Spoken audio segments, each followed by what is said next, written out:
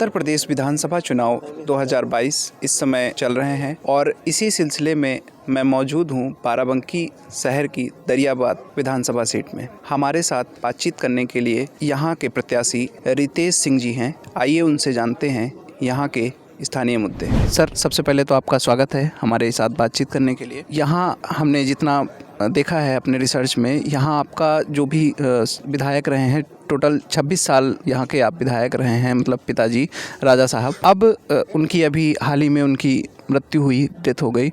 तो अगर यहाँ आप अपने विधानसभा में जनता से जो भी आपके कार्य होंगे, तो अगर आपको यहाँ की जनता चुनती है तो पहला कार्य आपका क्या होगा? नहीं, जनता जो है यहाँ पे, वो पहले भी हमारे पिताजी के कार्य को देखा है कि उन्होंने किस तरह से किया है, और जो एक सरकार में जितनी एक विधानसभा को मुमकिन हो सकती है, ज़्यादा से ज़्यादा उन्होंने जो है विकास के काम को प्राथमिकता यहाँ पे दी है। और जैसे कि जनता, हम भी जो है जनता के साथ ही कदम से कदम मिला के चलने के लिए आगे तत्पर हैं। इस समय जैसे कि युवाओं का लखनऊ में भी आंदोलन चल रहा था, बेरोजगारी की एक बहुत बड़ी समस्या है।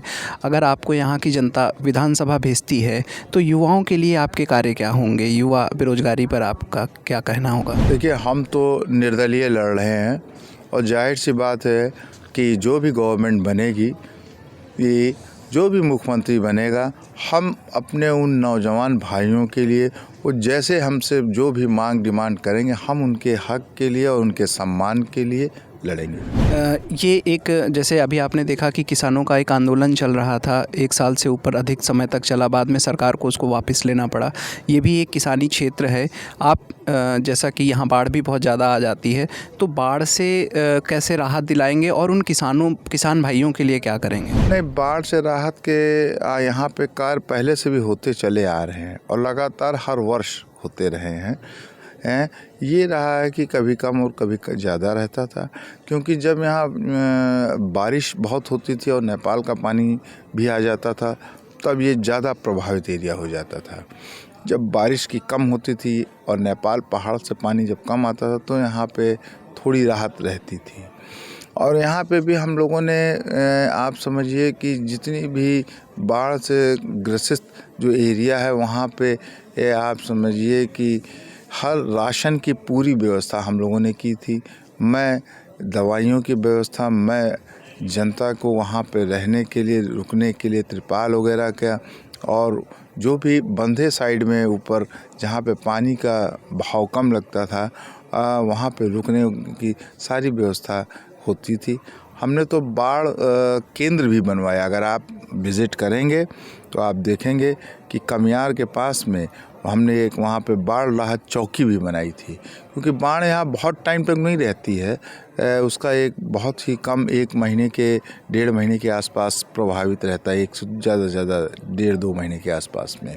उसके बाद बाढ़ अपना शांत हो जाती है, लोग फिर अपने अपने घरों पे वापस चले जाते हैं। समाजवादी पार्टी से यहाँ के जो प्रत्याशी हैं अरविंद सिंह गोप, उनसे आप अपना मुकाबला देख रहे हैं या फिर भारतीय जनता पार्टी के प्रत्याशी से आपका मुकाबला है? नहीं, हम अपना मुकाबला किसी से नहीं देख रहे हैं। जैसा कि आप जान रहे हैं, आपको ध्यान होगा कि हमारे पिताजी भी हाल ही में उनका देहांत हुआ है, हो गया है। तो हम ये चाहते थे कि हमारे पिताजी भी चाहते थे कि हम ये चुनाव लड़ें और जनता के बीच जिस तरह उन्होंने अपने सेवा से सबका दिल जीता है, मैं भी उसी तरह उन्हीं के पद चिन्हों पे चल के दरियाबाद क्षेत्र की जनता का दिल जीत सकूं और उनका आशीर्वाद ले सकूं और उनके काम में हमेशा मैं मदद कर सकूं।